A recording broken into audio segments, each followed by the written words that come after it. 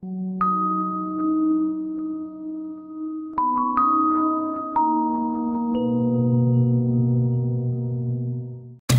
hace mucho tiempo atrás nos notificábamos de una célula que se dedicaba aquí en provincia de Buenos Aires y en Córdoba a adoctrinar jóvenes de entre 15 y 17 años con ideas de supremacía racial.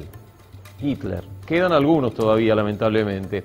Por allí, Esteche, líder de Quebracho, con procesamiento confirmado por amedrentar a la juventud judía año 2006, cuando se intentaron manifestar frente a la embajada de Irán.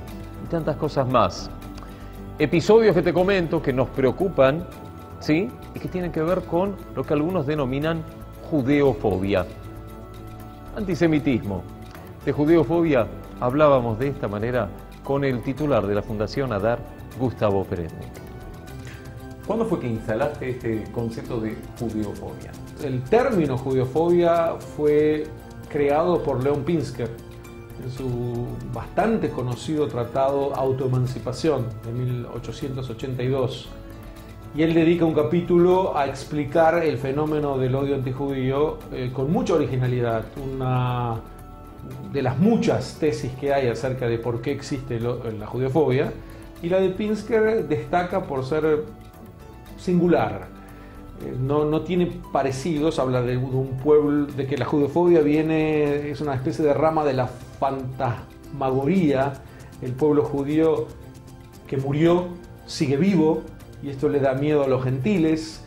Es una explicación bastante convincente, digamos, por lo menos combinada con otras. Ahí nace el término judeofobia, pero quedó en el desuso totalmente. Diría que el término, digamos, el intento de aplicar el término judeofobia me acompaña desde 1990 más o menos. Por eso hablaba de cuando lo instalaste, un concepto ya acuñado, pero casi que lo trajiste nuevamente a la palestra, y esto quiere decir que la judeofobia está vivita y coleando.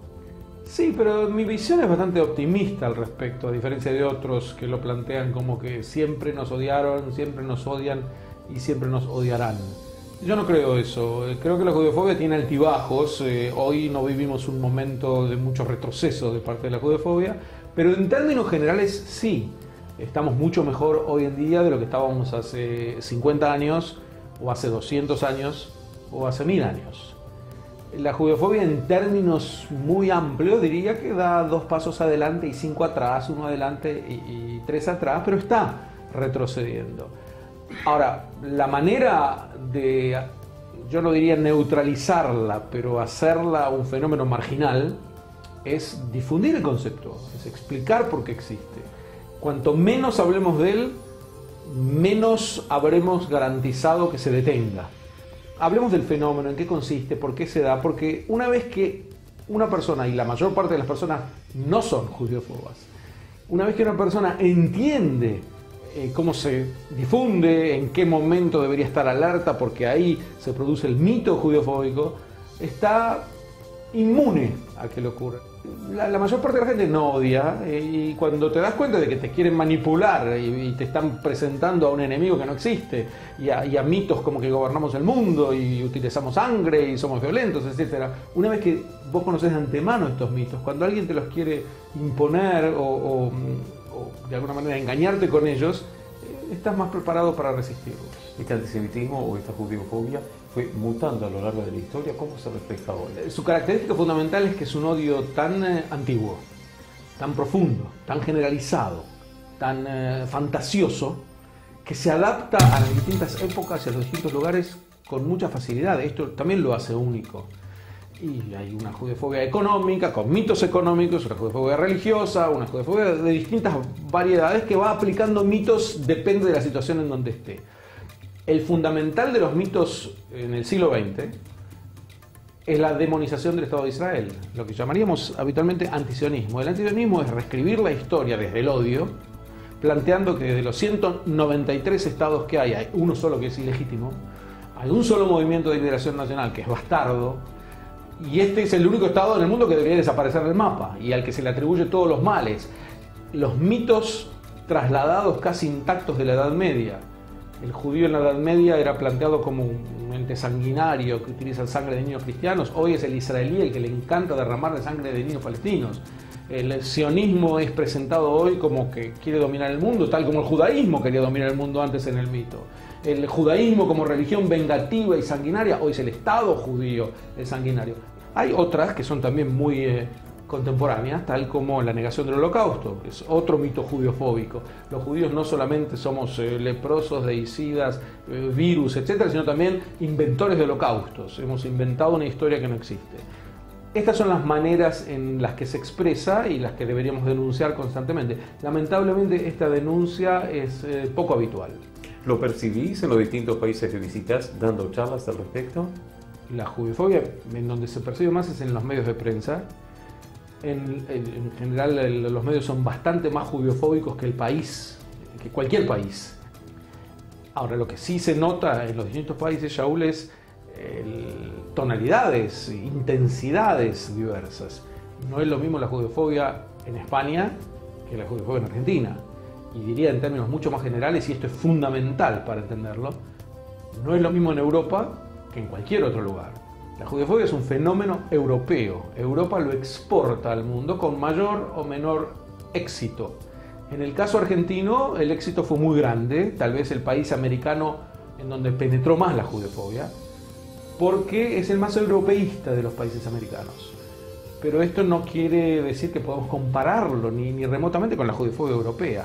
¿Y en qué se diferencia una de otra? Porque esto es fundamental. Que la judiofobia americana en general es una especie de exacerbación de la xenofobia, no es muy distinta. Odia al judío porque lo ve como un ente extraño, un extranjero, porque habla con otro acento, es decir, imaginariamente o realmente, pero es una reacción frente a la inmigración judía.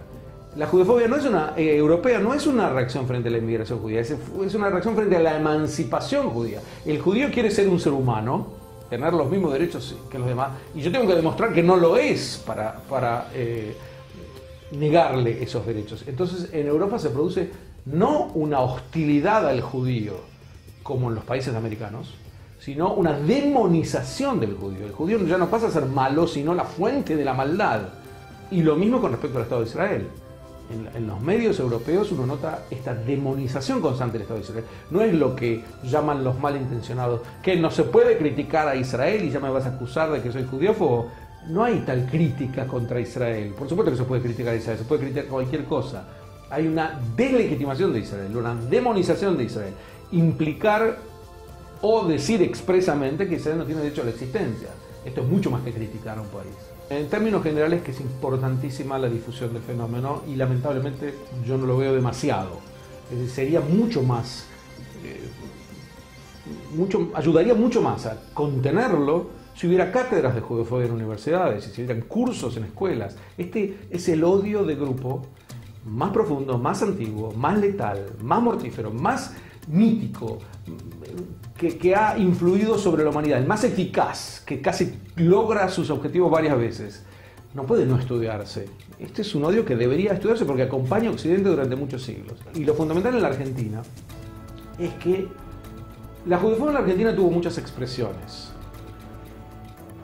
La última oleada de judeofobia es muy especial porque deja de ser la vieja judeofobia europea y pasa a ser una especie de reciclaje de la judeofobia europea que pasa por el mundo islámico y termina penetrando en América Latina, incluso en la Argentina, gracias al gobierno de Venezuela, que se transforma en el representante de los ayatolás, que son los fundamentales difusores de la judeofobia hoy en día, en América Latina. Y lo que a mí más me llama la atención es cuando entro a escuelas no judías a dar clases, y menciono el caso AME y pregunto muy concretamente si saben de qué se trata. Es cierto que la mayor parte de la gente está desinformada de todo, pero no asocian con Irán en ningún momento el caso AMIA. Las bombas que Irán puso en la Argentina demostradamente, en la Embajada de Israel y en la AMIA, deberían ser motivo del Ministerio de Educación. Ya no hablo del Ministerio de Justicia. El Ministerio de Justicia ha hecho una tarea excelente al respecto porque ha demostrado la participación de Irán. Pero esto es denunciar la judeofobia. Vamos a las cosas concretas. ¿Cómo puede ser que Irán ponga 2 bombas judeofóbicas que matan a 100 personas, que dejan a centenares deliciados, heridos, etcétera, y no hay un folleto del Ministerio de Educación donde explique qué ha ocurrido? que se distribuyan las escuelas, que se hable en ellas. Esta sería una recomendación adicional.